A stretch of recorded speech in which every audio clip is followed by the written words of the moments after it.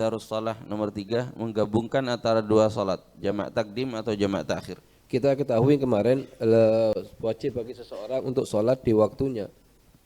Artinya menunda sholat di waktunya adalah tanpa uzur adalah haram. Sengaja orang tidak dalam keadaan bangun sadar, termasuk orang yang mukallaf tidak sholat di waktunya sampai keluar waktunya. Meskipun sholat dia di waktu misalnya zuhur, sholat di waktu asar, sholat di waktu maghrib, di qadha, artinya tetap haram hukumnya. Kecuali jika terdapat uzur-uzur untuk menunda sholat. Satu yang pertama kemarin tidur. Dan ada perinciannya. Yang kedua lupa. Lah lupanya ini gara-gara perkara yang sunnah mubah, sunnah wajib. Lain hanya kalau lupanya gara-gara perkara yang makruh atau haram, maka haram untuk dinunda. Yang ketiga ini gara-gara safar atau ingin menjamak antara dua sholat yang akan kita bahas sekarang. Bentuknya apa ya? Menggabungkan antara dua salat, jamak takdim atau jamak takhir. Nah, Udzur ketiga yang memperbolehkan seseorang untuk memperlambat salatnya sehingga keluar dari waktunya adalah jamak takdim atau jamak takhir. menjamak. Lah jamak ini ada kalanya jamak takdim atau jamak takhir. Apa artinya jamak takdim? Kita sholat asar di waktu zuhur, sholat maghrib isya di waktu maghrib. Itu artinya jamak takdim. Kalau jamak takhir kita sholat zuhur di waktu asar, sebaliknya, atau sholat maghrib di waktu isya. Hukumnya gimana? Dua-duanya boleh. Boleh bagi orang yang musafir milih antara jamak takdim sama jamak takhir. Dua-duanya boleh. Cuman manakah yang lebih utama, jamak takdim atau jamak takhir? Kita lihat keadaannya dia. Jika dalam program perjalanannya dia, misalnya dari sini ke Jakarta, misalnya dia akan berhenti di waktu zuhur. Berhenti di mana? Misalnya berhenti di pom bensin, berhenti di masjid di waktu zuhur. Di waktu asalnya dia akan berhenti, langsung lanjut aja perjalanan. Maka lebih utama jamak takdim. Jika akan berhenti di waktu sholat yang pertama dan akan terus melanjutkan perjalanan di sholat yang kedua, maka lebih utama jamak takdim. Yang kedua, jika dia akan berhenti di waktu sholat yang kedua dan akan lanjut di waktu sholat yang pertama, akan lanjut dalam melanjutkan perjalanan di waktu sholat yang pertama, maka lebih utama jamak takhir. Yang ketiga, jika dia akan berhenti di waktu yang pertama, di waktu sholat zuhur akan berhenti di masjid, nanti akan lanjut perjalanan lagi, di waktu asar akan berhenti lagi di masjid. Maka ini ada dua pendapat, Imam Ibnu Hajar sama Imam Romli. Sebagian ulama mengatakan lebih utama jamak takdim. Kenapa? Li bara'atid dhimmah, supaya tanggung jawabnya kita sudah kita kerjakan duluan. Sebagian ulama mengatakan jamak takhir lebih utama. Kenapa? Karena waktu yang kedua juga merupakan waktu sholat yang pertama. Jadi kan kita punya begini. Ini sekarang waktunya zuhur, ini waktunya asar. Kalau orang lagi mukim di rumah harus di waktunya masing-masing. Cuman kalau sudah musafir, ini satu kesatuan, ini sudah jadi waktu ini. Antara zuhur sama asar satu kesatuan. Artinya kita menunda zuhur di waktu asar atau asar di waktu zuhur, dua-duanya boleh. Kalau ada uzur yaitu uzur safar, ingin menjamak jamak takdim atau jamak takhir.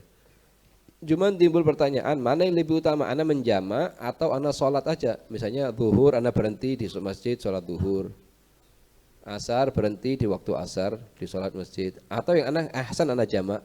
Katanya ulama, ninggalkan jamak lebih utama daripada menjamak. Artinya setiap sholat kita sholat di waktunya masing-masing itu lebih utama, kecuali di beberapa masalah maka lebih utama untuk menjamak. Yang pertama, kalau dia lagi haji. Yang pertama adalah kalau dia lagi haji, maka lebih utama dia ngerjakan jamak takdim antara zuhur dan asar di Arafah. Kemudian jamak takhir antara maghrib dan isya di Muzdalifah. Ini yang pertama. Karena sebagian ulama mewajibkan. Yang kedua, Kalau perjalanannya lebih dari 3 marahil, lebih dari 29 kilo. Yang ketiga, ini yang kedua. Yang ketiga, kalau dia masih ada keraguan di hati dia tentang dalil diperbolehkannya menjamak, masih ragu, kayak kurang serg kalau sholat menjamak dia. Senangnya sholat di tempatnya waktunya masing-masing. Itu memang lebih afdol, tapi jangan dikarenakan keraguan yang timbul dari syaitan. Kenapa? Karena menjamak sholat sesuatu yang telah dikerjakan oleh Rasulullah dan diajarkan, diperintahkan. Dan sudah tercantum dalam syariat Islam, boleh menjamak antara dua sholat. Yang ketiga, yang keempat, idza kan mimman yuqtada bih, sebagian ulama idza kan mimman yuqtada bih, artinya golongan yang dijadikan panutan untuk mengajarkan kepada murid-muridnya caranya menjamak. Maka di waktu itu lebih utama menjamak supaya tahu caranya menjamak, bagaimana menjamak, jamak takdim, jamak takhir. Ini semuanya kalau ada uzur safar. Tapi kalau sebagian orang kadang perjalanan cuma 20 kilo, 30 kilo dari sini misalnya ke Bondowoso misalnya. Berapa kilo? Sini Bondowoso. 50. Misal 50, maka hukumnya ndak boleh menjamak, ndak boleh menggosor. Menurut pendapat yang kuat dalam mazhab Imam Syafi'i. Ada pendapat yang kuat, ini menurut pendapat yang mu'tamad, dalam mazhab Imam Syafi'i. Ada pendapat yang bolehkan. Ada pendapat yang membolehkan. Tapi ya ini artinya kita pendapat yang membolehkan ini boleh kita pakai di waktu-waktu tertentu, kadang-kadang tertentu, misalnya yang akan berangkat itu safar orang tua semua, atau ada anak-anak kecil, kesulitan perempuan untuk naik turun keluar masjid dan lain-lain, setiap itu baru kita pakai. Tapi kalau masih yang perjalanan masih muda-muda bisa turun masjid, keluar masjid semudahnya dia, tenaga ada, kemampuan ada, maka yang lebih utama dia sholat di waktunya masing-masing. Karena menurut pendapat yang kuat dalam mazhab Imam Syafi'i tidak boleh menjamak. Kalaupun tetap dijamak maka hukum sholat yang kedua tidak sah. Kalau sholat pertamanya sah. Misalnya dari sini ke Bondowoso akan menjamak antara zuhur sama asar, mau dijamak takdim. Ini ya tidak boleh. Menurut pendapat yang kuat mazhab Imam Syafi'i tidak boleh untuk dijamak. Kenapa? Karena perjalanannya kurang dari marhalatain atau 82 kilo. Orang itu boleh menjamak kalau sudah perjalanannya 82 kilo, namanya marhalatain. Di atasnya itu 90, 100, tidak masalah sudah. Tapi kalau cuma 70 kilo atau 60 atau 50 maka hukumnya tidak boleh menjamak. Menurut pendapat yang kuat dalam mazhab Imam Syafi'i. Ada pendapat ulama yang membolehkan antara menjamak jamak takdim dan jamak takhir. Yang perlu difahamin, kalau kita sekarang mau berangkat ke Surabaya misalnya untuk safar ke Surabaya, maka kita diperbolehkan menjamak setelah kita dinamakan musafir. Orang yang lagi dalam kampungnya itu namanya muqim. Kalau sudah keluar dari kampungnya masuk ke kota berikutnya itu namanya baru namakan musafir. Lah dia diperbolehkan untuk menjamak kalau sudah dinamakan musafir. Selama di rumahnya bukan musafir dia. Masih niat akan safar tapi belum safar. Masih dikategorikan dia sebagai orang yang muqim. Tidak boleh dia menjamak di rumahnya. Katanya dia daripada kita nanti berhenti di masjid, kita sholat dulu zuhur sama asar sekarang di rumah, terus kita berangkat. Ya tidak boleh begitu. Begitu. Kalau inti sekarang ingin menjamak, inti keluar dulu, inti adzan zuhur sekarang, iya belum sholat, belum, tidak masalah. Keluar dulu dari batas areanya kabupaten inti atau kecamatan inti ada, masuk ke kampung berikutnya, baru inti menjamak di sana. Kan Rasulullah SAW di Hajjatul Wada beliau menjamak antara zuhur sama asar setelah keluar dari Madinah, yaitu menjamaknya di Masjid Bir Ali atau Dzul Hulaifah. Di sana beliau menjamak. Begitu ya? 4.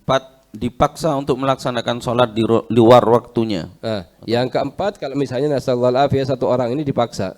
Yang keempat di antara udzur-udzur diperbolehkannya untuk menunda sholat, yaitu apa? Kalau dipaksa sama seseorang untuk menunda sholat di luar waktunya. Misalnya Zaid maksa Umar ditahan, tidak boleh sholat di waktunya, diancam dan lain-lain. Dan ini paksaan telah memenuhi syarat.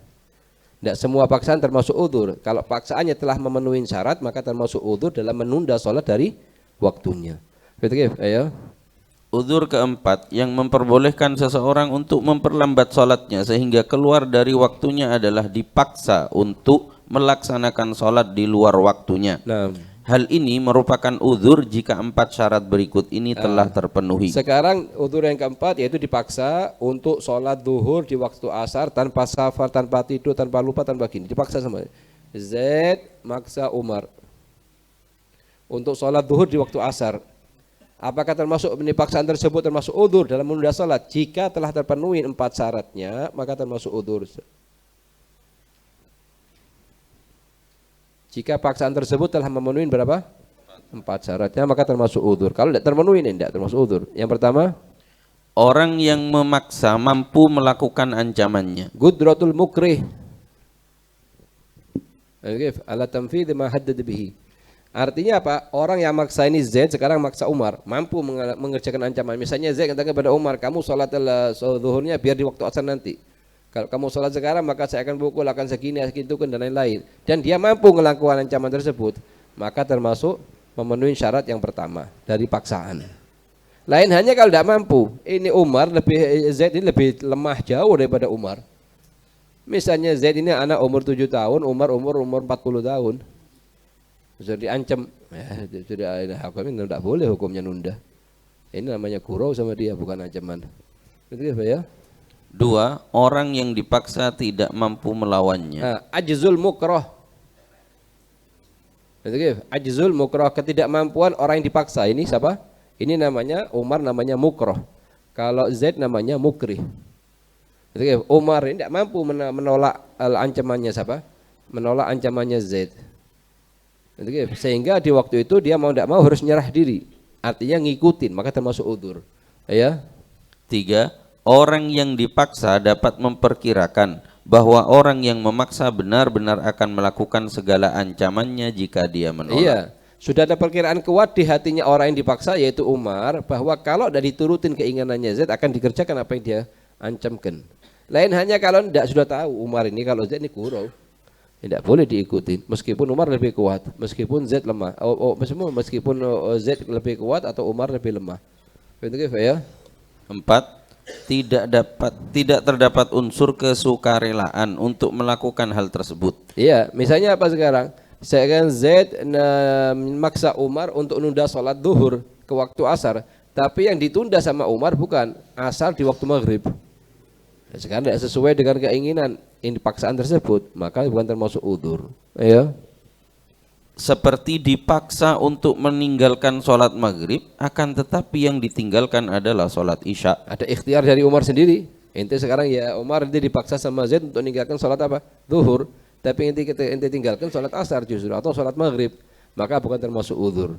Yang intinya jika terpenuhi 4 syaratnya, maka paksaan tersebut sholatnya Umar asar zuhur di waktu asar termasuk udzur, tidak dosa. Wajib diqadha, cuma tidak dosa, ya.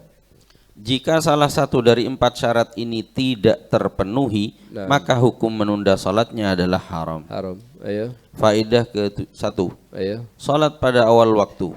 Nah, salat di awal waktu lebih utama daripada salat di akhir waktu. Misalnya adzan zuhur jam 11. Adzan zuhur jam berapa? Jam 11 sampai jam 2.30. Salatnya kita di jam 11 lebih afdal daripada jam 12. Jam 12 lebih afdal daripada jam 1. Jam 1 lebih afdal daripada jam setengah 2. Wahakadha. Semakin lebih dekat ke awal waktu semakin afdal. Betul ya? Karena as-shalah fi awal waqtiha ridwanullah. Sedangkan ridwanullah ridhonya Allah ini kepada orang yang dicintai, hamba yang dicintai, ya.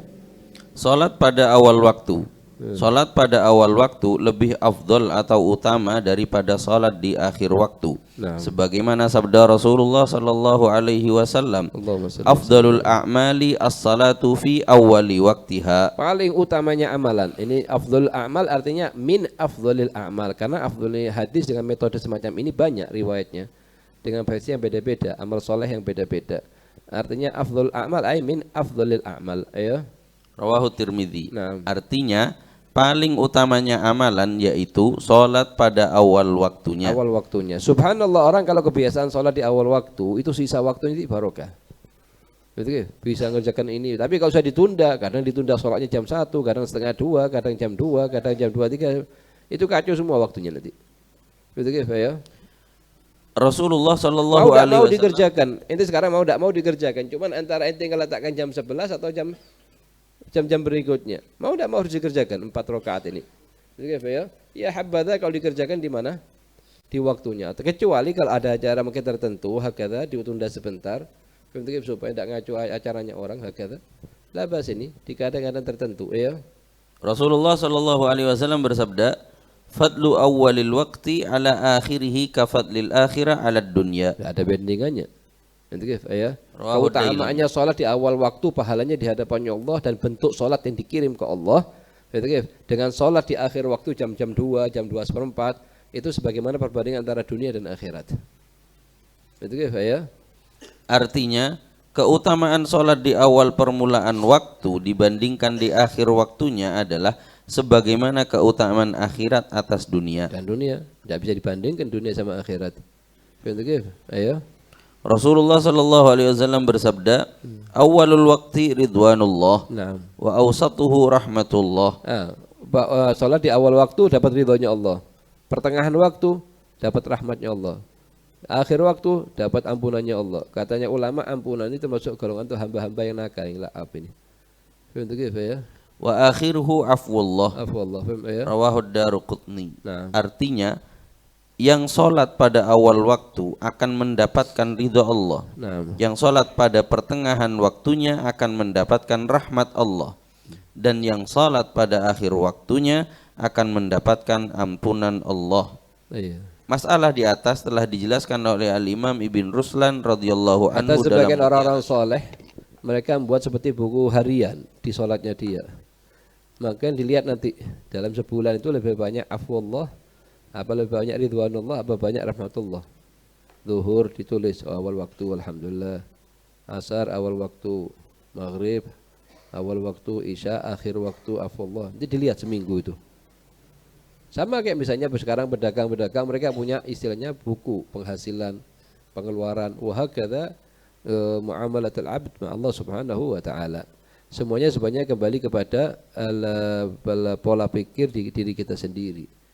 Selama ada nilai ta'zimnya tambah ke masalahnya salat, ke amrillah, wa man yu'azzim sya'airallah fa innaha min taqwal qulub. Min sya'airallah taala as-shalah fi awal waqtiha. Begitu ya?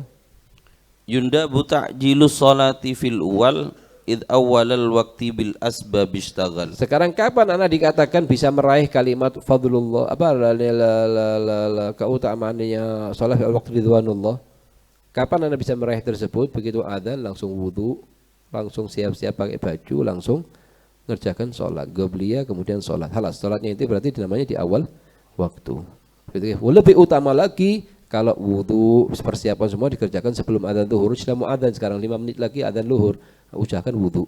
Karena wudu sebelum masuk waktu lebih afdal daripada wudu setelah masuk waktu. Ya. Artinya sunnah melakukan sholat pada awal waktu yaitu dengan melakukan sebab-sebab sholat tatkala masuk waktu sholat. Para ulama menerangkan bahwa salat pada awal waktu lebih afdal daripada salat di akhir waktu. Di akhir waktu, sebagaimana hadis tadi pertama, hadis kedua, hadis ketiga. Kita minta sama Allah supaya nurnya hadis ini bisa masuk ke hati kita, terus timbul apa natijahnya, efek samping yang keluar, efek positif yang keluar itu nanti akan timbul di hati kita gerak untuk ngamalkan. Wailah hadis ini mungkin 100 kali kita dengar. As-shalatu fi waqti Allahu akbar. Taib tatbiq. Prakteknya gimana? Nah kalau prakteknya masih di akhir waktu berarti hadis ini bisa masuk sini keluar sini. Cuman beda pas berapa senti ini aja. Tapi kalau hadis ini masuk sini terus turun ke bawah, mulai sholat zuhur nanti di awal waktu. Allah ja'alna minhum. Ayo. Daripada sholat di akhir waktu sebagaimana? Sebagaimana disebutkan tadi, hadis-hadis tadi menunjukkan bahwa sholat di awal waktu lebih afdal daripada di akhir waktu, kecuali di beberapa masalah sholatnya di akhir waktu lebih afdal daripada awal waktu. Itu ya? Kecuali pada beberapa masalah, maka sholat di akhir waktu lebih afdal daripada sholat di awal waktu. Di awal waktu, begitu ya? Yang pertama, jika sholat pada awal waktu dengan cara bertayamum karena tidak memiliki air. Sekarang Z ini adzan zuhur jam 11 tidak punya air, adanya debu. Tapi kalau mau ditunda nanti jam 1.30 temannya datang membawa air 1 timba. Maka lebih utama apa? Lebih utama jam sholat jam 1 lebih ahsan daripada jam 11. Kenapa? Karena sholatnya jam 11 pakai tayamum. Dikarenakan air tidak punya. Kalau di awal waktu dia tidak punya, masalah yang pertama apa?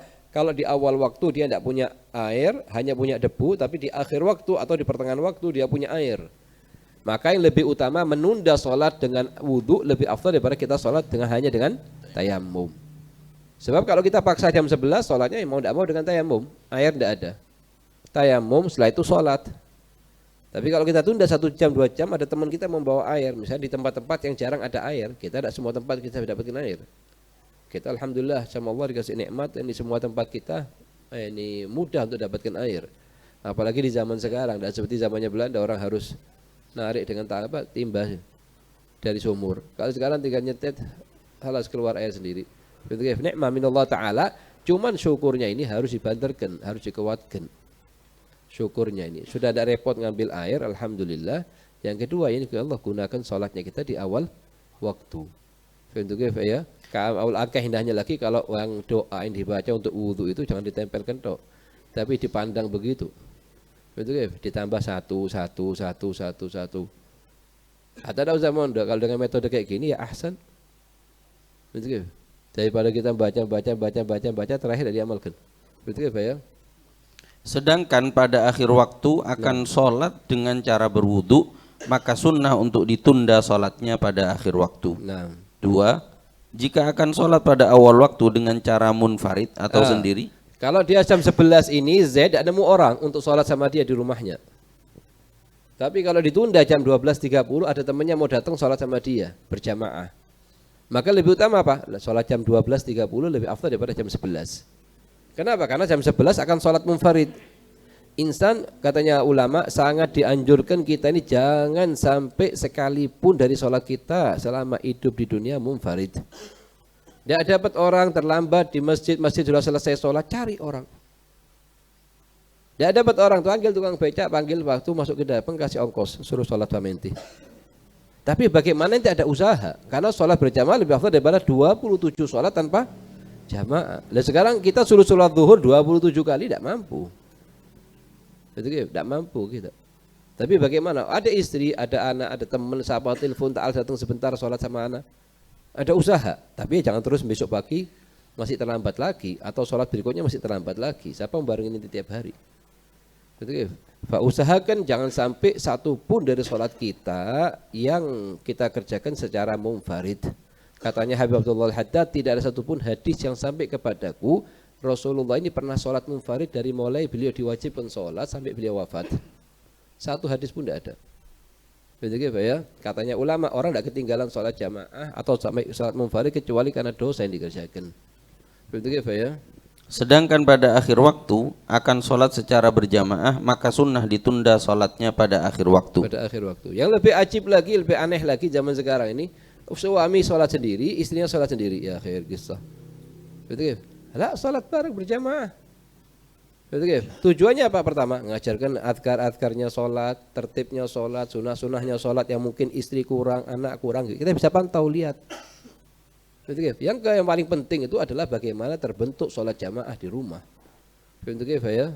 3. Jika sholat pada awal waktu dalam keadaan marah. Lah, misalnya seorang lagi kacau pikirannya, sibuk atau marah dan lain-lain, maka lebih utama dia nunda 1 jam 2 jam berikutnya. Tujuannya apa? Supaya waktu sholat hatinya hadir.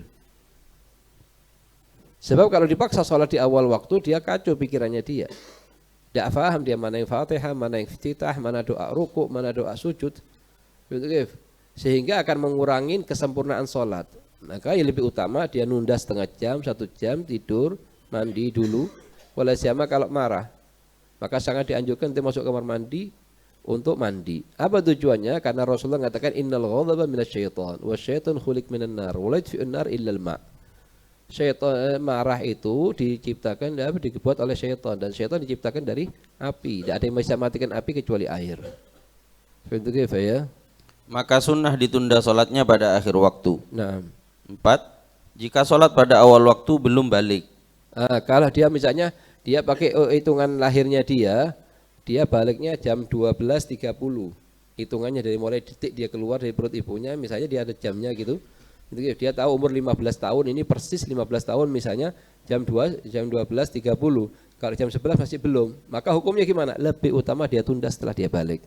Sholat jam 12.30. Kenapa? Supaya sholatnya pas dia setelah balik. Itu kalau misalnya dia tahu dengan detik sampai menitnya itu. Misalnya tertulis di situ di tanggal lahirnya dia tanggal lahirnya misalnya jam 12.30 tahun segini. Dan ini telah berlalu 15 tahun cuman kurang 1 jam lagi. Maka lebih utama ditunda. Kalaupun dia misalnya mau sholat sebelumnya itu jam 11 boleh. Nanti begitu jam 12 setelah balik ngulang lagi, tidak perlu ngulang. Cuman lebih utamanya kalau kita tunda. Ayo. Maka sunnah ditunda sholatnya pada akhir waktu supaya sholat dalam keadaan baligh. 5.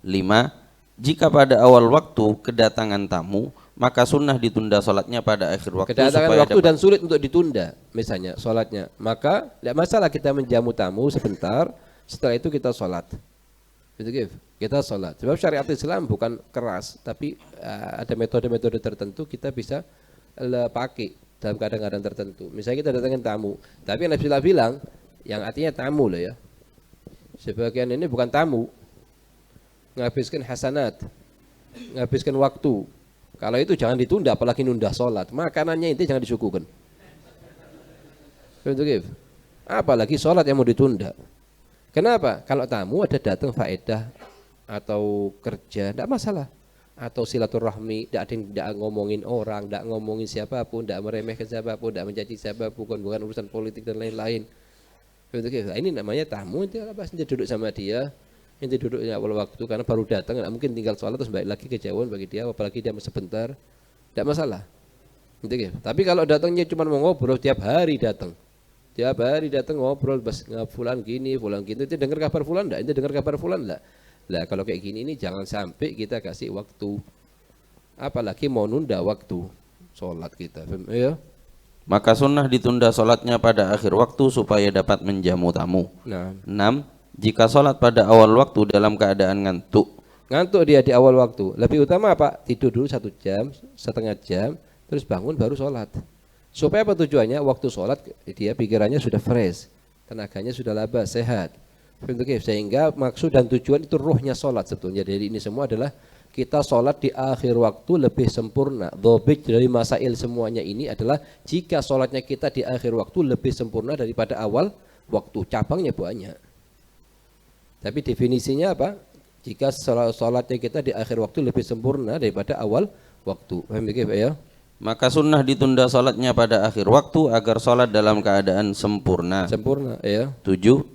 Jika pada awal waktu dalam keadaan merawat orang yang sakit. Ya, sekarang ada yang sakit di awal waktu dia sibuk bantu ngerapikan obatnya, ngerapikan kebutuhannya.